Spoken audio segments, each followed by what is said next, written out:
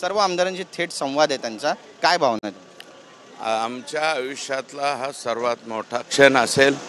Neck to neck देशाच्या पंतप्रधानाला बोलण्याची संधी या ठिकाणी मिळते आणि कोणते पंतप्रधान जे सलग 3 वेळेस या देशाचे पंतप्रधान राहिलेले आहेत आणि स्वातंत्र्याच्या नंतर जन्म घेतलेली व्यक्ती ती या देशाचे पंतप्रधान आहे.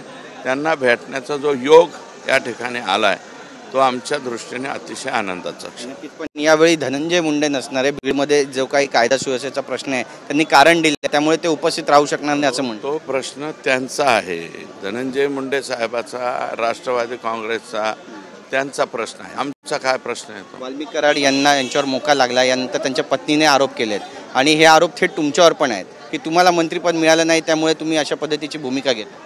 त्या माऊलीबद्दल मला काही बोलायचं नाही. त्या माझ्या भगिनी आहेत. त्यांच्याऐवजी महिला भगिनीला मी उलटं उत्तर देणार नाही.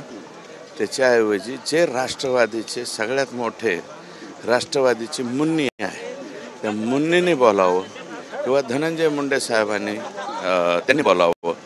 त्यांनी बोलल्याच्या नंतर त्यांना उत्तर देईन. मी त्या माऊलीला कशाला उत्तर?